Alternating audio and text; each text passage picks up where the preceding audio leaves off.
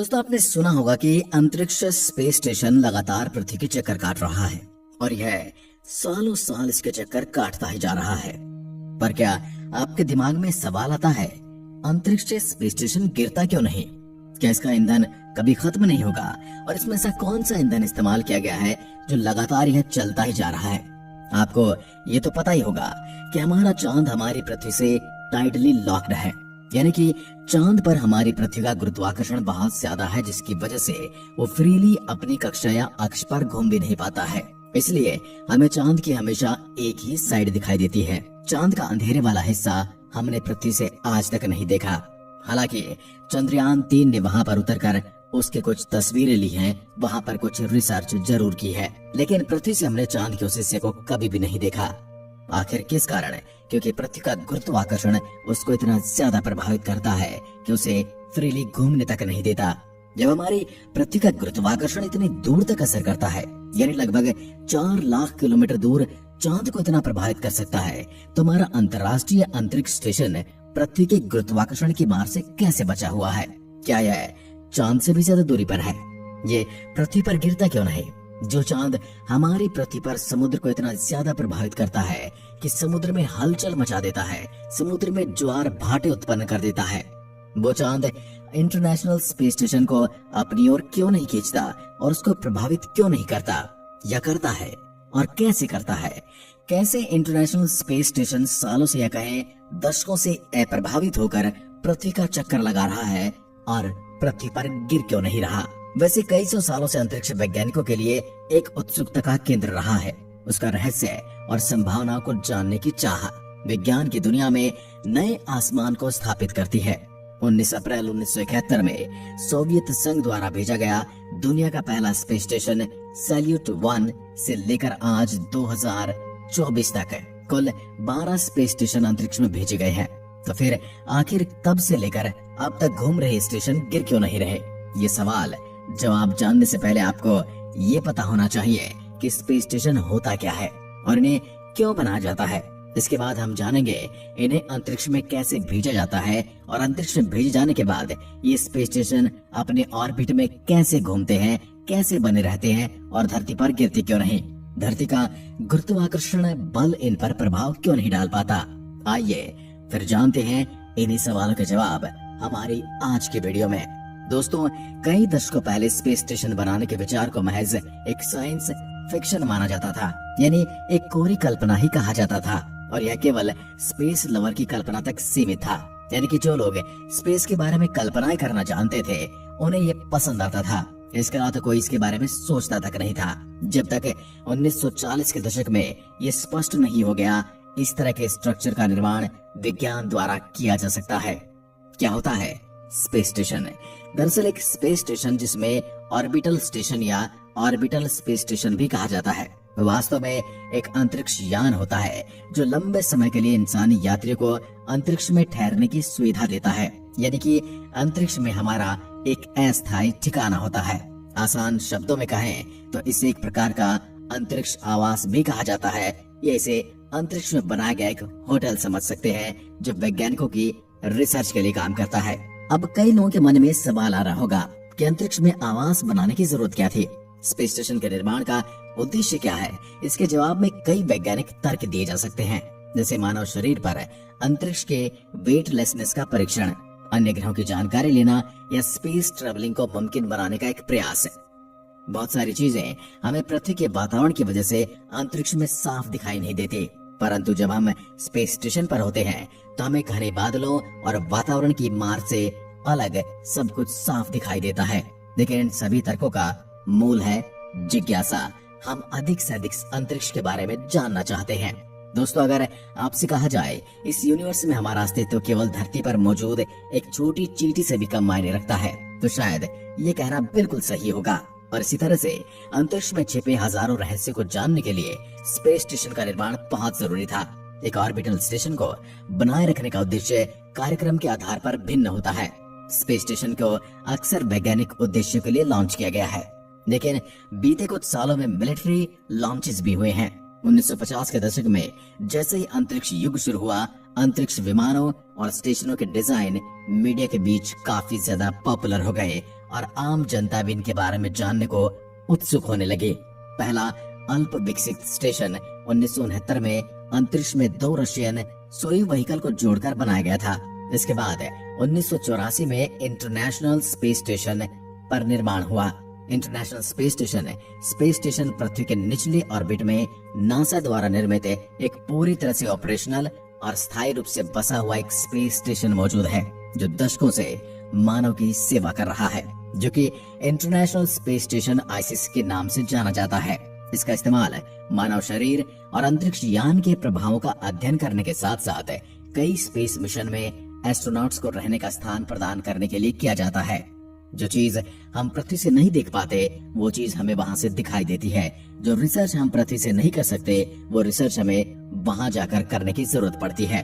दुनिया के सबसे बड़े स्टेशन इंटरनेशनल स्पेस स्टेशन को इकट्ठा होने में 10 साल और 30 से अधिक मिशन लगे। ये 15 देशों का प्रतिनिधित्व करने वाली 5 स्पेस एजेंसियों के बीच वैज्ञानिक और इंजीनियरिंग सहयोग का एक बहुत बड़ा नमूना है। आसान शब्दों में आप ये कह सकते हैं, यदि मानव सभ्यता द्वारा निर्मित कई देशों का सामूहिक सहयोग और मानव सेवा के लिए किया गया कोई कार्य है, तो वह international space station. International space station लगभग एक फुटबॉल मैदान के आकार का है, जिसका वजन करीबन 460 टन है और यह पृथ्वी से 250 मील ऊपर अंतरिक्ष में परिक्रमा करता है। इसे मानव इतिहास की सबसे बड़ी कामयाबी के तौर पर देखा जा सकता है और यह अंतरिक्ष में स्थापित की गई, अंतरिक्ष में भेजी गई मानव द्वारा अब तक की सबसे बड़ी चीज है। अब सवाल ये उठता है, इतना विशाल और वजनदार स्पेसक्राफ्ट स्टेशन अंतरिक्ष में भेजा कैसे गया होगा? किसी साधारण स्पेसक्राफ्ट की तरह स्पेस स्टेशन को अंतरिक्ष में भेजना बिल्कुल भी आसान नहीं होता। पृथ्वी पर स्पेस स्टेशन बनाना और फिर उसे एक भी बार में अंतरिक्ष में लॉन्च कर देना बिल्कुल असंभव है। इसका वजन इतना ज्यादा है, ये विशाल इतना ज्यादा है और इसकी शेप भी इसे लॉन्च करने के लिए असंभव बनाती है। ऐसे रॉकेट का निर्माण आज तक नहीं हुआ है जो कि इतने विशाल स्पेस स्टेशन का भार उठा सके और उसे अंतरिक्ष में स्थापित कर सके। इंटरनेशनल स्पेस स्टेशन को पृथ्वी के लोअर ऑर्बिट तक पहुंचाने में भी एक समस्या थी।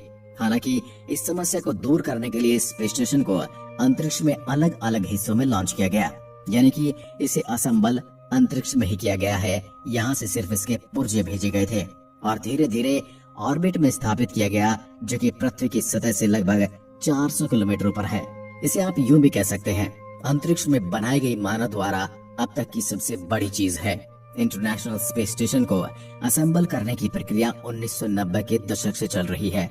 अंतरिक्ष में स्पेस स्टेशन को जरूरी स्पॉट सिस्टम देने के लिए समय के साथ स्पेस मॉड्यूल को अंतरिक्ष में भेजा जाता है। 20 नवंबर 1998 में एक प्रोटॉन रॉकेट द्वारा इंटरनेशनल स्पेस स्टेशन के पहले मॉड्यूल ज़ारिया को लॉन्च किया गया। ज़ारिया के लॉन्च होने के 2 सप्ताह बाद STS-88 स्पेस शटल मिशन में यूनिटी को लगाया गया, जो 3 नॉट मॉड्यूल में से पहला था और इसे ज़ारिया से जोड़ा गया। इस बीच कई और मॉड्यूल स्पेस में लॉन्च किए गए, जो कि निर्धारित अवधि में इंटरनेशनल स्पेस स्टेशन के साथ जुड़ते चले गए। इंटरनेशनल स्पेस स्टेशन में इंटरलॉकिंग सिस्टम है, यानी कि चीजें एक दूसरे से पजल की भांति जुड़ जाती हैं और उन्हें जोड़ने के लिए किसी वेल्डिंग या किसी इंस्ट्रूमेंट की जरूरत नहीं पड़ती। पूरे स्पेस स्टेशन के निर्माण के लिए 40 से ज्यादा असेंबली उड़ानों की जरूरत थी। 2020 तक 36 स्पेस शटल उड़ानों के द्वारा इंटरनेशनल स्पेस एलिमेंट्स को स्पेस में डिलीवर किया गया। किसी भी स्पेस स्टेशन को अपनी ऑर्बिट में बने रहना बहुत जरूरी होता है, इसलिए अब जानते हैं स्पेस स्टेशन अपने ऑर्बिट में लंबे समय तक कैसे रहते हैं और वो गिरते क्यों नहीं।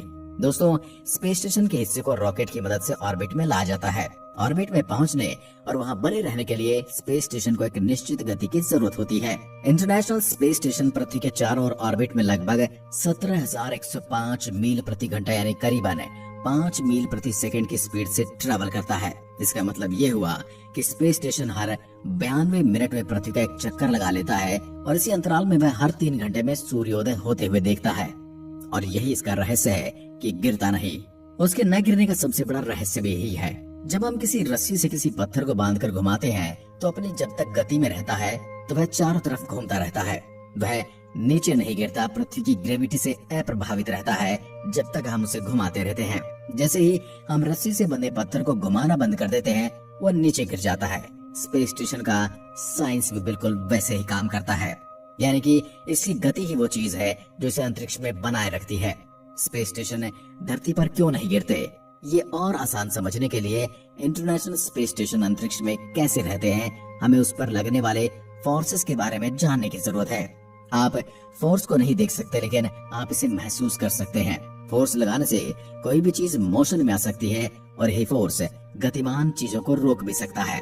यानी कि अगर कोई फोर्स अपोजिट डायरेक्शन में होगा तो गति को धीमा करेगा, और अगर फोर्स सीधी डायरेक्शन में होगा तो वो गति को बढ़ाएगा या और तेज करेगा। स्पेस स्टेशन को अपने स्थान पर बनाए रखने के लिए दो अलग अलग फोर्सेस काम करते हैं। पहला है गुरुत्वाकर्षण यानी कि ग्रेविटी, जो कि पृथ्वी की तरफ से लगाई जाती है, जो कि उन चीजों पर लगती है जिनका वजन होता है। जो चीजें बहुत भारी होती हैं, जैसे कि ग्रह, एक फोर्स बनाते हैं जो कि छोटी चीजों को अपनी ओर आकर्षित करते हैं। इसी वजह से हम सभी आकाश में नहीं तैरते हैं, और जब हम हवा में कूदते हैं तो फिर से नीचे भी गिरते हैं, क्योंकि पृथ्वी का गुरुत्वाकर्षण हमें हमेशा जमीन पर खींच रहा होता है। जब एस्ट्रोनॉट पृथ्वी से दूर जाते हैं तब वे स्पेस में तैरते हैं, क्योंकि वे पृथ्वी के ग्रेविटेशनल पुल को एस्केप कर चुके होते हैं। तो फिर ग्रेविटी स्पेस स्टेशन को वापस धरती पर क्यों नहीं खींचती? इस सवाल का जवाब जानने के लिए आपको एक दूसरे फोर्स के बारे में जानना होगा, जिसे सेंट्रीफ्यूगल फोर्स कहा जाता है। दरअसल जब चीजें एक घेरे में घूमती हैं, तो सेंट्रीफ्यूगल फोर्स उन्हें घेरे से बाहर धकेलता है। हम सभी ने अनजाने में ही सही, लेकिन सेंट्रीफ्यूगल फोर्स का जरूर अनुभव किया है। जैसे जब आपके पास कोई गोल चक्कर या हिंडोला झूले पर पीछे धकेला जाता है, तब वह सेंट्रीफ्यूगल फोर्स को महसूस करता है। इंटरनेशनल स्पेस स्टेशन जैसे स्पेस स्टेशन का निर्धारित गति से पृथ्वी की ओर चक्कर लगाते हैं। IS जैसे स्पेस स्टेशन एक निर्धारित गति से पृथ्वी के चक्कर लगाते हैं। इसे दूर धकेलने वाला सेंट्रीफ्यूगल फोर्स ठीक उतना ही होता है जितना कि इसे अंदर खींचने वाला ग्रेविटेशनल फोर्स है। दोनों फोर्स के बीच बने इसे बैलेंस को स्टेबल ऑर्बिट कहा जाता है। जब तक इसके साथ बदलाव न किया जाए या स्पेस स्टेशन को रोका न जाए, ये इसी तरह से अंतरिक्ष में बना रहेगा, और इसी वजह से बड़े बड़े स्पेस स्टेशन अंतरिक्ष में अपने ऑर्बिट का चक्कर लगा रहे हैं और धरती पर वापस नहीं गिरते। तो क्या स्पेस स्टेशन हमेशा अंतरिक्ष में रहेंगे, ये वापस नहीं आएंगे? क्या स्पेस स्टेशन धरती पर वापस लौट सकते हैं? जब एस्ट्रोनॉट स्पेस स्टेशन से पृथ्वी पर लौटते हैं तो वह उस एक छोटे से कैप्सूल में वापस आते हैं जो उन्हें वहां लेकर गया था। हालांकि उस छोटे कैप्सूल में केवल 3 लोग ही वापस आ सकते हैं, उससे ज्यादा नहीं। अगर इंटरनेशनल स्पेस स्टेशन की बात करें तो क्या होगा जब हम ISS का उपयोग नहीं करेंगे? वैज्ञानिक कहते हैं कि इंटरनेशनल स्पेस स्टेशन के कुछ हिस्सों को नए स्पेस स्टेशन में फिर से इस्तेमाल करने के लिए स्पेस में रखा जा सकता है, लेकिन इसका अधिकांश भाग पृथ्वी पर लौट आएगा। ऐसा करने के लिए मिशन कंट्रोल्स स्टेशन से जुड़े रॉकेटों का उपयोग करके इसे पृथ्वी के करीब ले जाने के लिए काम करेंगे। जब ये काफी करीब होगा तब धरती का ग्रेविटेशन पुल इसे अंदर खींचना शुरू कर देगा। आखिरकार ये वायुमंडल से टकराएगा और आग की लपटों में बदल जाएगा। ऐसे घर्षण के प्रभाव की वजह से होता है जिसे अंग्रेजी में फ्रिक्शन कहा जाता है, जो कि अब अस्तित्व में आता है जब दो चीजें वास्तव में तेजी से एक दूसरे को रगड़ने लगती हैं या आगे बढ़ने की कोशिश करती हैं या संपर्क में आती हैं। घर्षण के कारण चीजें गर्म हो जाती हैं, ठीक उसी तरह जिस तरह दो पत्थरों को आपस में रगड़ने से चिंगारी बनती है। जब आप अपनी दोनों हथेलियों को बार बार रब करते हैं तो आप महसूस करते हैं कि आपकी हथेलियां गर्म हो रही हैं। एक बार जब ISS वायुमंडल को पार कर लेगा तो उसके जले हुए हिस्से संभवतः प्रशांत महासागर में जाकर टकराएंगे और वे वहां पर अपने पुराने साथियों से मिलेंगे जो कि प्रशांत महासागर में गिरकर ध्वस्त हो चुके हैं। आज की वीडियो में बस इतना ही। अगर वीडियो पसंद आए तो लाइक कीजिए और ऐसी वीडियोस के लिए चैनल को सब्सक्राइब जरूर करें। धन्यवाद।